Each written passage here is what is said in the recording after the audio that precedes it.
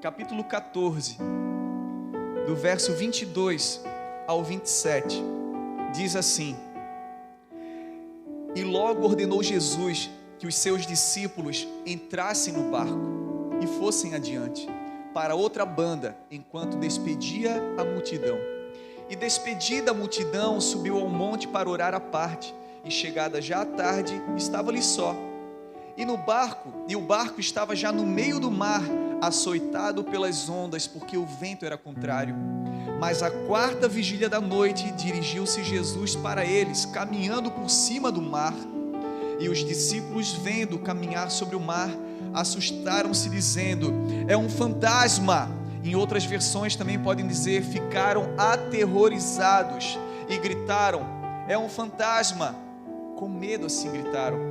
Jesus, porém, lhes falou logo, dizendo: tende bom ânimo, sou eu, não temais.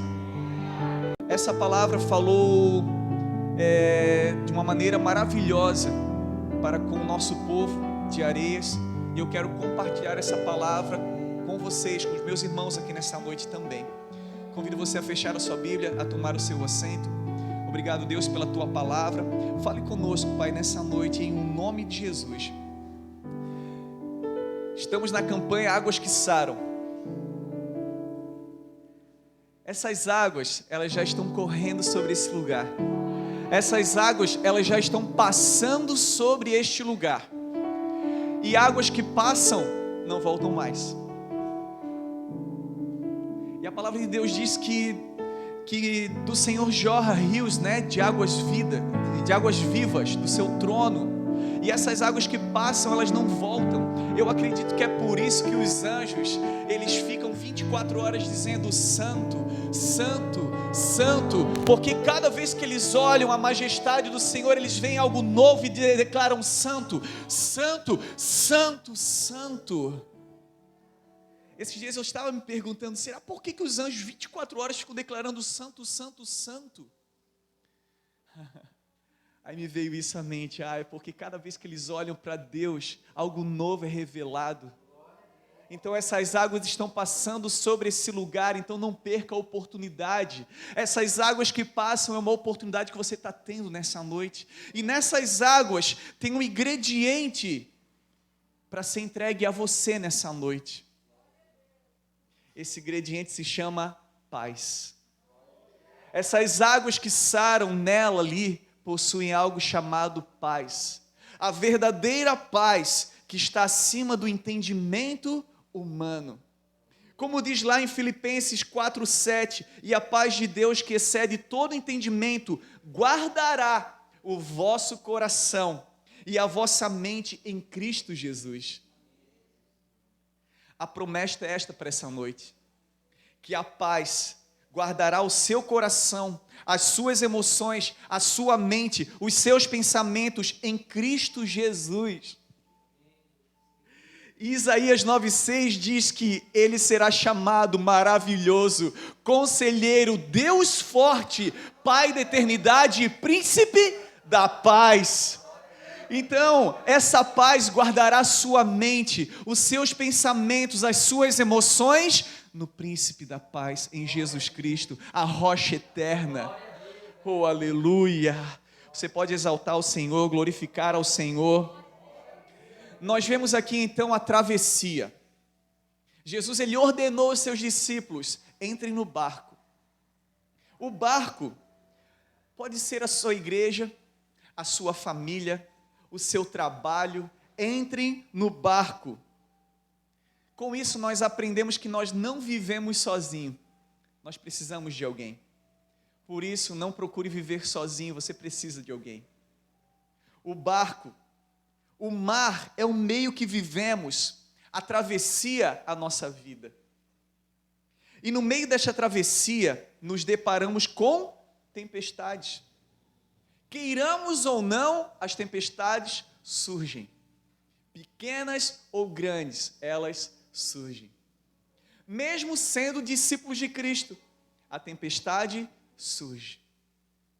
Não é porque agora eu estou com Cristo, agora não vai ter mais tempestade. Não, o Senhor fala que no mundo tereis aflições, mas tende bom ânimo. No mundo terei tempestades, terei contratempo, mas tem de bom ânimo, eu estou com você no meio da tempestade. E no meio da tempestade eu digo, não temas, sou eu que estou contigo. Aleluia! E essas tempestades, esses ventos contrários, eles se levantam, açoitando o nosso barco, açoitando a nossa família, a igreja, o ministério, o nosso trabalho, um desemprego, uma falta de comida, e esse vento forte vem açoitando o nosso barco.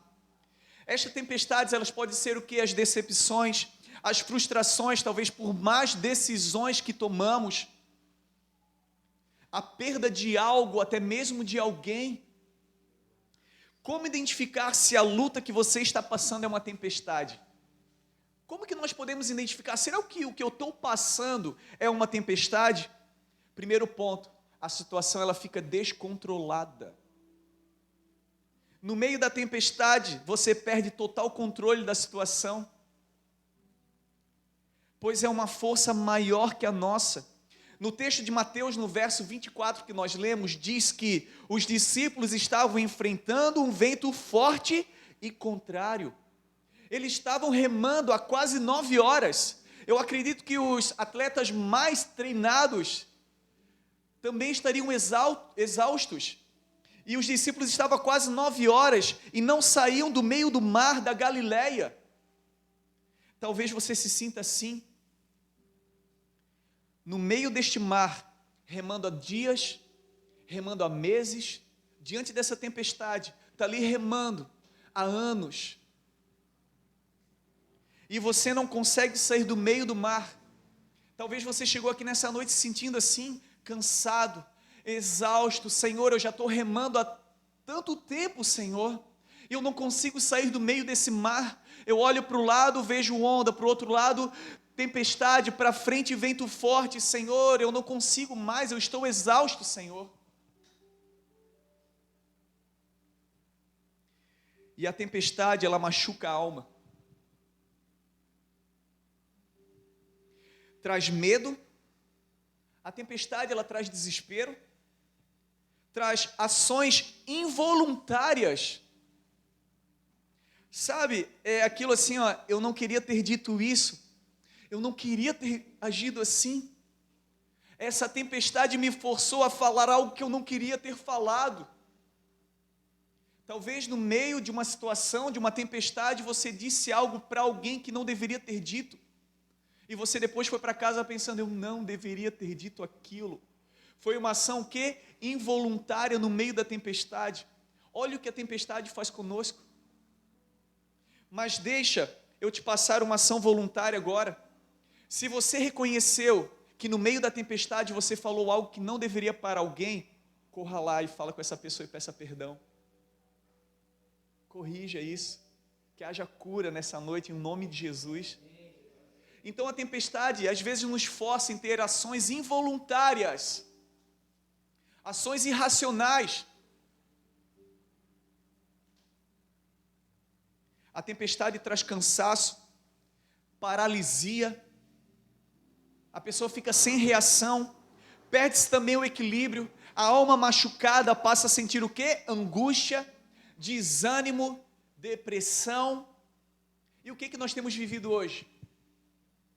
Uma geração de cansados, oprimidos, sobrecarregados, depressivos, ansiosos. A gente pergunta, e aí, como é que está? Cansado. Como é que está? Muito corrido. Não, estou perguntando como que você está. Estão conseguindo entender, igreja? Hoje pessoas estão sendo pegas, nós estamos sendo pegos por isso. Alma machucada, angustiada, frustrada, ansiosa, pessoas depressivas, trancadas nos seus quartos. Talvez você que está assistindo nessa noite esse culto, está trancado no seu quarto depressivo, triste, sem vontade de sair debaixo desses cobertores, sem vontade de se levantar de manhã para trabalhar. Salmos 42, 5, o salmista diz assim: por que estás abatida, ó minha alma? E por que te perturbas em mim? Espera em Deus, pois ainda o louvarei pela salvação da sua face. Espere em Deus, pois ainda o louvarei. São feridas que a pessoa passa a carregar dentro de si, e feridas que muitas vezes nós não vemos. São pessoas do nosso lado, e nós não vemos essas feridas que as pessoas carregam em suas almas. E os efeitos dessas feridas interferem em seu comportamento, no seu humor, na maneira de encarar a vida, no seu relacionamento com as pessoas, até mesmo influencia na sua fé. O problema, a luta, a adversidade são maiores que você, mas não maiores do que o seu Deus. Obrigado. Essas tempestades podem ser maiores do que nós, elas são, mas não maiores do que o nosso Deus. Por isso, permita-se ser encontrado em Deus. Jesus Cristo, Ele veio buscar e salvar aquele que se encontra perdido. E hoje Ele deixou essa tarefa para nós, a igreja, buscar e salvar aquele que se encontra perdido. O perdido é aquele que não se encontra em Deus. Seja encontrado em Deus. Seja encontrado em Deus para que as suas forças venham a ser renovadas a cada manhã. Oh, aleluia! Não tente sozinho. As tempestades da vida, elas não avisam quando vão chegar. Eu recebo por mensagem, como é que é o nome da... Isso, é previsão do tempo, tempestade na sua região, na sua área. Isso, eu esqueci o órgão que manda essa mensagem. Isso, é um outro nome, esqueci agora. Mas eu recebo no meu celular, chuva nas próximas horas. Alguém recebe isso também? Essas anotações? Pois é, as tempestades da vida não avisam. Elas não mandam mensagem no nosso celular dizendo, vou chegar, tá? Elas não avisam. Por isso da importância de eu e você estar sempre preparado. Porque as tempestades da vida, elas são imprevisíveis. Deus, Ele nos dá oportunidades, Ele nos prepara para enfrentarmos essas tempestades. E uma das oportunidades é que estamos tendo nessa noite. Uma das oportunidades é participar dessa campanha Águas que Saram. É a oportunidade que Deus nos dá para nos preparar diante destas tempestades. Por isso, congregue. Esteja na sua igreja com seus irmãos, ao lado dos seus pastores. Irmãos, o que vocês estão vivendo hoje aqui faz parte de uma história. Eu fiquei muito feliz quando eu cheguei aqui, vi a tenda, vi essa conquista desse terreno. O Senhor tem a realizar muito ainda nesse lugar. Faça parte desse sonho junto com o seu pastor. Eu creio que o seu pastor vai chegar lá, os seus pastores vão chegar lá. Você vai chegar junto com o seu pastor? Dê uma forte salva de palmas ao Senhor, meu irmão. Aleluia, glória a Deus. É diante das tempestades que nossa fé é provada. A nossa fé é provada diante das tempestades, diante das adversidades. Isaías 61:3 diz que seríamos chamados de carvalho de justiça. Vocês serão chamados carvalho de justiça, justificado pelo sangue que foi derramado. Agora nós somos vistos por Deus justos e perfeitos. Aleluia! E uma curiosidade, carvalho, durante a tempestade ele se torna mais resistente.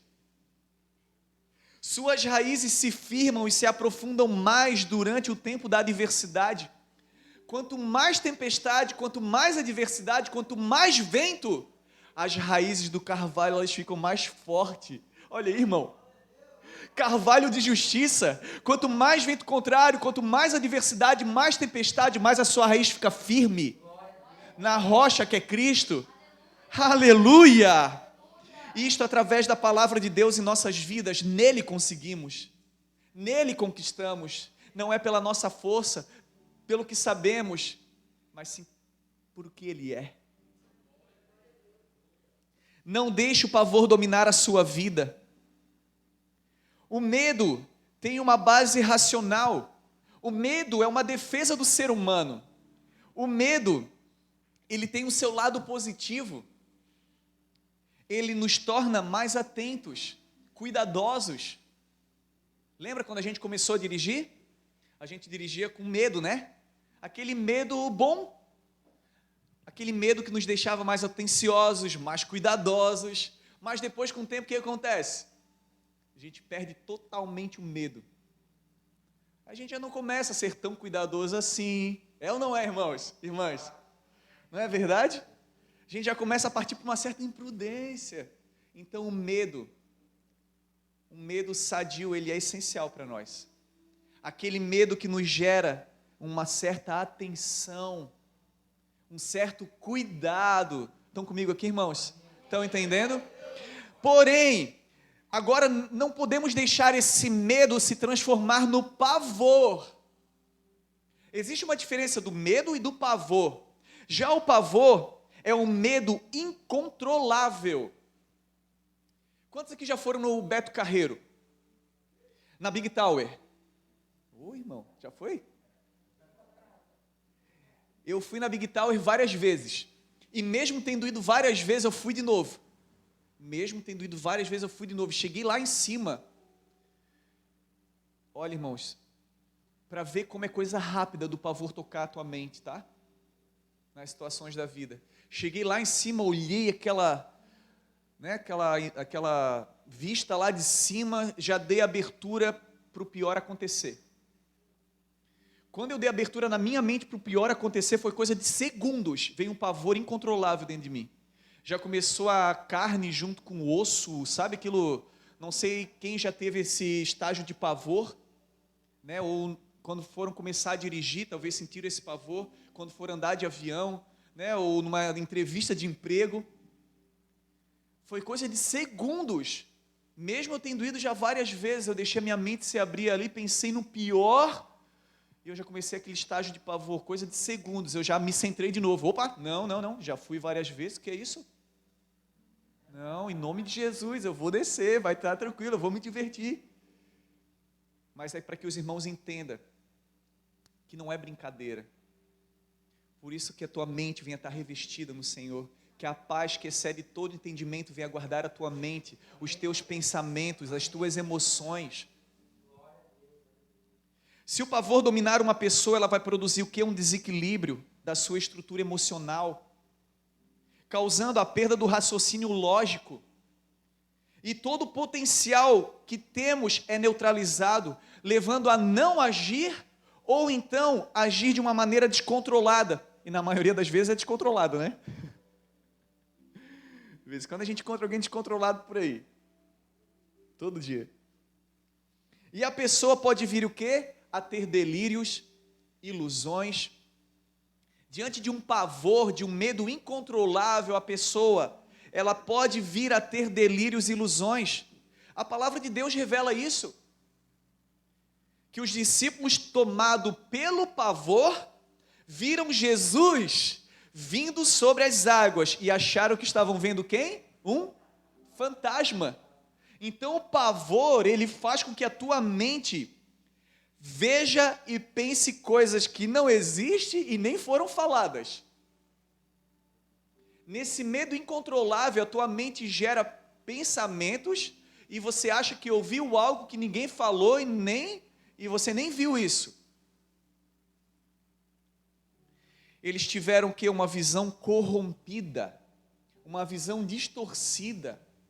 E é isso que Satanás tenta usar muito, corromper a tua visão, distorcer a tua visão, os teus ouvidos.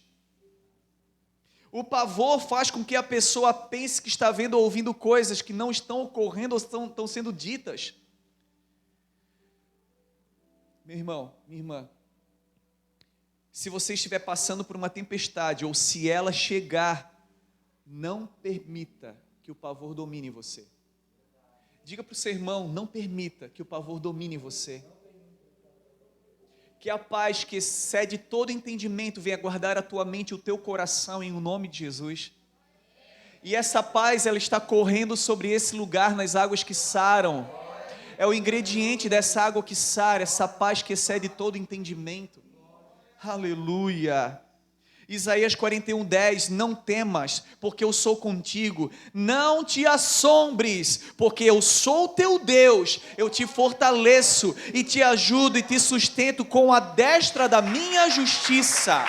Oh, aleluia. Oh, aleluia, louvado seja Deus. Por isso use o seu potencial no máximo. Não use só um pouquinho da sua fé. Não use só um pouquinho daquilo que você tem aprendido a cada culto. Use o seu potencial até o máximo. Na tempestade registrada em Mateus, versículo 14, os discípulos entraram no barco e começaram a travessia. Era entre 3 a 7 da noite. E no texto diz que entre 3 e 6 da manhã, eles ainda estavam no meio do lago. Eles ficaram 9 horas remando. Mesmo exausto. Meu irmão, minha irmã, mesmo você se sentindo exausto, mesmo você se sentindo exausta, faça como aqueles discípulos, eles empenharam toda a energia que tinham, toda a experiência durante anos de profissão, toda a criatividade e capacidade para atravessar para o outro lado. Então, use todo o seu potencial, use toda a sua experiência, toda a experiência que você já teve com Deus até hoje, de quando Ele te resgatou do império das trevas e te trouxe para o reino de luz. Então use toda a tua experiência com Deus, use cada palavra que o pastor Luiz, a pastora Camila tem trago aqui para essa igreja, para alimentar a igreja. Diante das tempestades, use o que você tem lido na palavra de Deus, aquilo que você tem orado diante do Senhor.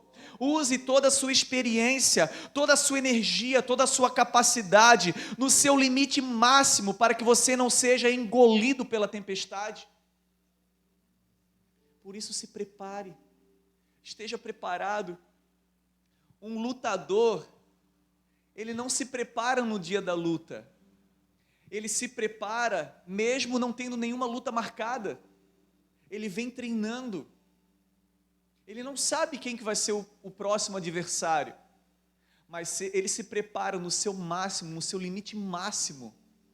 Então, mesmo não sabendo quem vai ser o nosso adversário, sabemos que o nosso adversário é Satanás, é o diabo. Ele veio roubar, matar, destruir. Então temos que estar atento diante dessas coisas, estar preparado diante dessas coisas.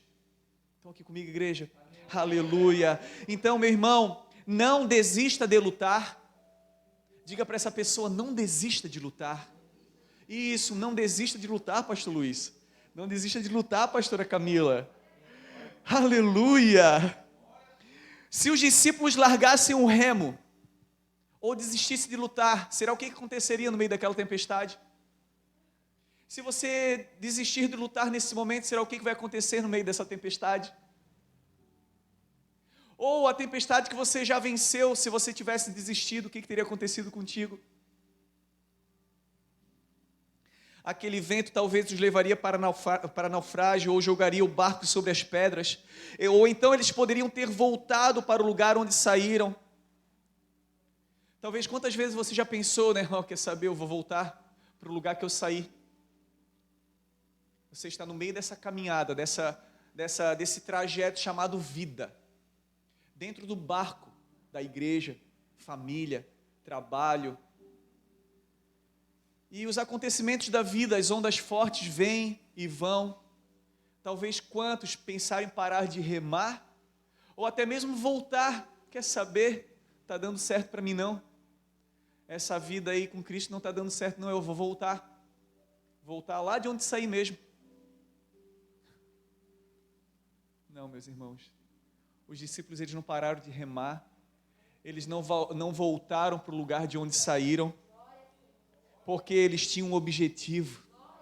Você tem um objetivo em Deus para a tua família, você tem um objetivo em Deus para o teu trabalho, para o teu ministério, para esta igreja ser estabelecida aqui nesse bairro. Existe um objetivo para este lugar, para a tua vida. Qual era o objetivo deles? Chegar ao outro lado. Ah, pastor, mas é tão difícil. Ei, mas olha só, meu irmão. Eles queriam chegar do outro lado porque o mestre os mandou ir para o outro lado. O mestre está te mandando, vá para o outro lado, não desista. Oh, aleluia. Eles estavam indo por obediência. Eles estavam indo debaixo de uma ordem. E logo ordenou Jesus. Eles estavam indo diante de uma ordem. A tua família, você está debaixo de uma ordem. O teu ministério, você está debaixo de uma ordem. Oh, aleluia. O teu trabalho, você está debaixo de uma ordem. Que os seus discípulos entrassem no barco e fossem adiante para outra banda, enquanto despedia a multidão. Por isso eles perseveraram, por isso eles lutaram corajosamente contra aquela tempestade. Por isso o Senhor, Ele deseja que nós venhamos a perseverar. Por isso o Senhor deseja que nós venhamos a lutar corajosamente. Temos irmãos e irmãs corajosas aqui nesse lugar, que perseveram. Dê uma forte salva de palmas ao Senhor. Isso, aleluia. Por isso eles perseveraram e nós devemos perseverar. Por isso eles lutaram corajosamente e nós devemos lutar corajosamente contra a tempestade. Não desista, continua a lutar, resista, reme, não desista. Pastor, mas eu estou tão cansado. Então descanse só um pouquinho, mas não desista. E descanse no Senhor, não descanse lá fora não. Pastor, eu quero um tempo para descansar. Não, aquele que habita no esconderijo e na sombra do Onipotente descansará. Então descanse no Senhor, descanse vindo à igreja, descanse ao lado do teu pastor, mas não desista. Aleluia. Josué 1:8-9 diz assim: não te mandei eu, ou não te mandei eu? Então esforça-te e tem de bom ânimo. Não temas, nem te espantes, porque o Senhor teu Deus é contigo por onde quer que andares. Oh, aleluia. A palavra de Deus é maravilhosa, meus irmãos. Ser discípulo de Cristo não quer dizer que você não irá passar por tempestade, mas que em todas elas Cristo está com você. E para cada tempestade algo maravilhoso é revelado e você é fortalecido. Não é verdade? Quantas tempestades nós já enfrentamos e vencemos? Você já passou por outras tempestades e venceu? E como é que você saiu diante dessa tempestade? Acredito eu que fortalecido. Aleluia. Às vezes nós não entendemos. Nós não temos respostas absolutas porque que certas coisas acontecem conosco. Por isso vem a confiança, por isso vem a fé. Nós não entendemos, nós não temos respostas por que perdemos alguém, por que enfrentamos certas coisas, sendo nós, Senhor, tementes a Ti, Teus filhos. Mas no final de tudo isso nós entendemos e nós saímos mais fortalecidos. Então creia tão somente, Deus é contigo.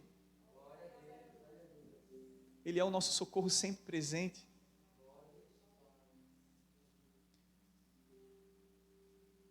Se você quer vencer as tempestades, tenha fé. Observamos ao ler os evangelhos que o que atrai em especial a atenção de Jesus não era a aparência. O que chamava a atenção de Jesus não era a cara de manso das pessoas. O que atraía a atenção de Jesus não era o que as pessoas tinham ou deixavam de ter. O que atraía a atenção de Jesus era a fé. A fé atraía o olhar de Jesus. E crendo que Ele é o mesmo ontem, hoje e para sempre, eu creio que ainda hoje o que atrai a atenção de Jesus para nós é a nossa fé. O que atrai o olhar de Jesus para ti é a tua fé. No livro de Mateus conta a história de um centurião que estava com um servo enfermo. Quantos conhecem essa história? E ele disse ao Senhor que bastava uma única palavra de Jesus para que o seu servo fosse curado. E Jesus disse que nem Israel encontrou tanta fé. Jesus, ele não viu a sua posição?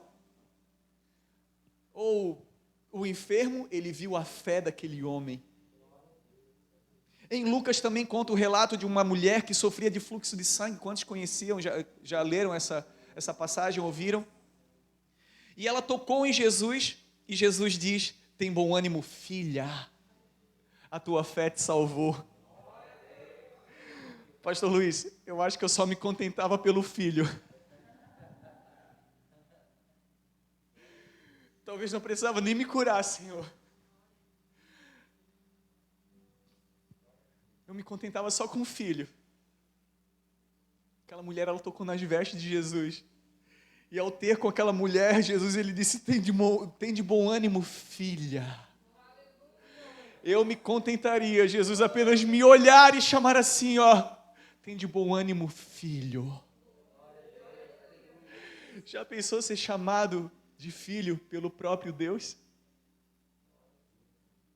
A tua fé te salvou. Não foi o esforço dela, não foi a vontade dela, foi a sua fé.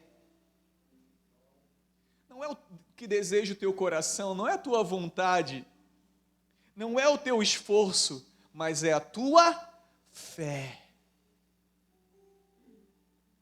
A fé seguida de uma ação a curou. Entenda isso, meu irmão. Não é uma ação sem fé, e nem uma fé sem ação. De que adianta nós termos uma fé, mas não temos uma ação? E de que adianta nós termos ação e não temos fé? Pois a fé, ela tem que gerar em nós uma ação.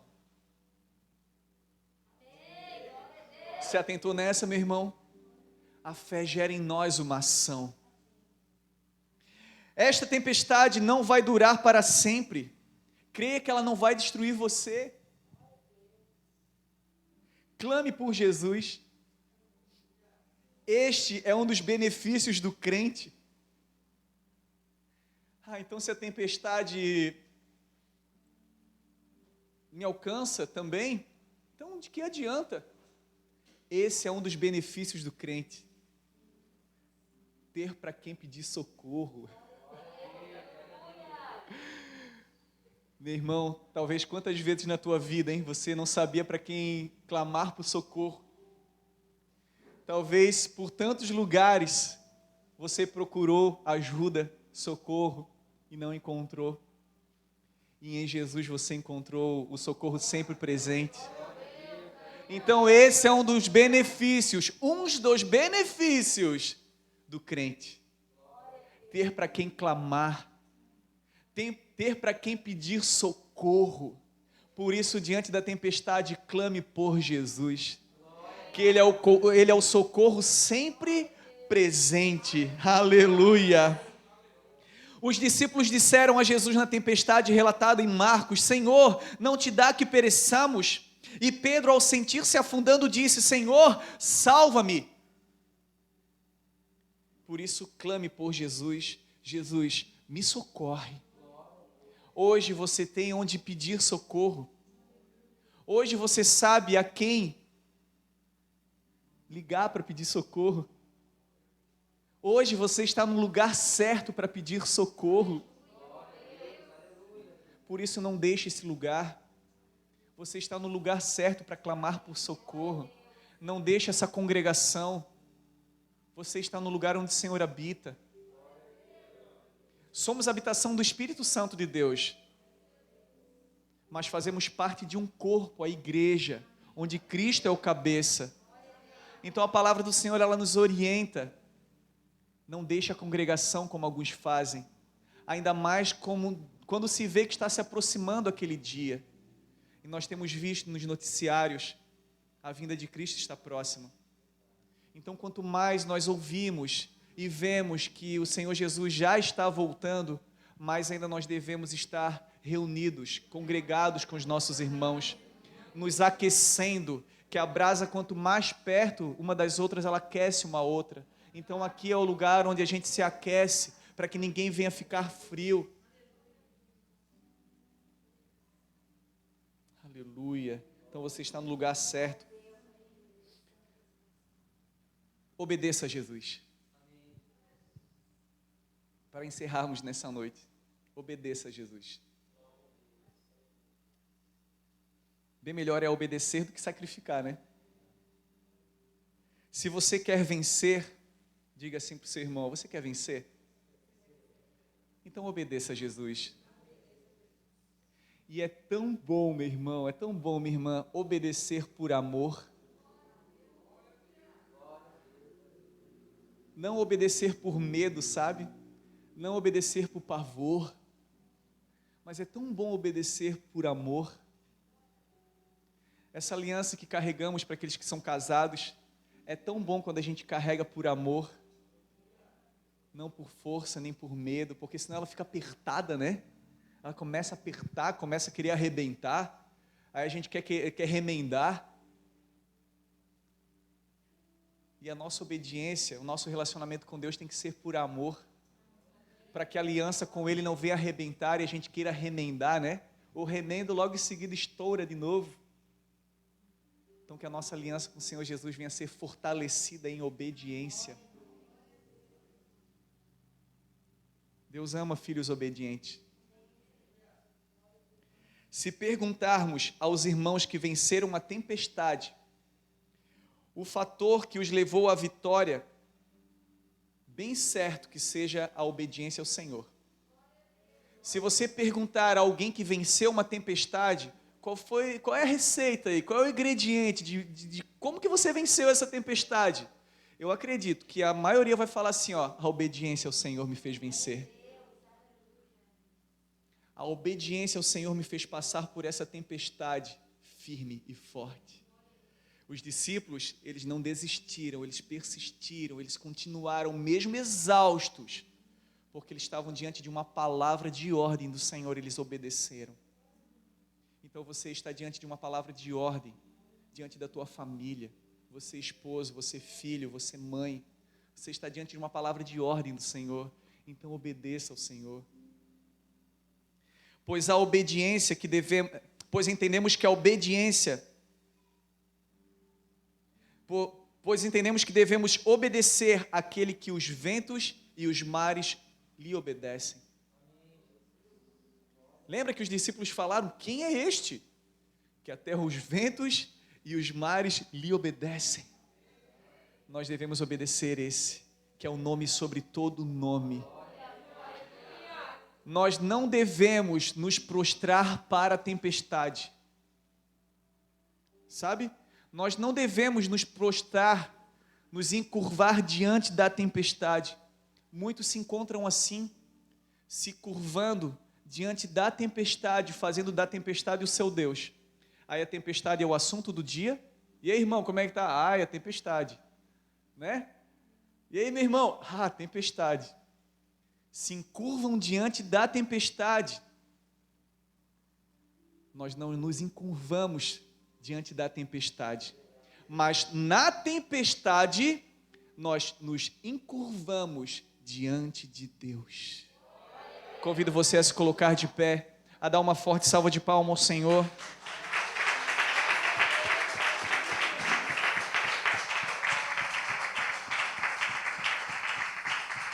Não esqueça, se você obedecer a Jesus, nenhuma tempestade vai te destruir. Nenhuma tempestade vai te destruir se você obedecer a Jesus. Se obedecer, nada vai impedir a sua trajetória. Pastor, nada dá certo, eu não progrido, eu não vou para frente. Se obedecer, nada vai impedir a sua trajetória. Você vai chegar do outro lado. Creia tão somente em um nome de Jesus.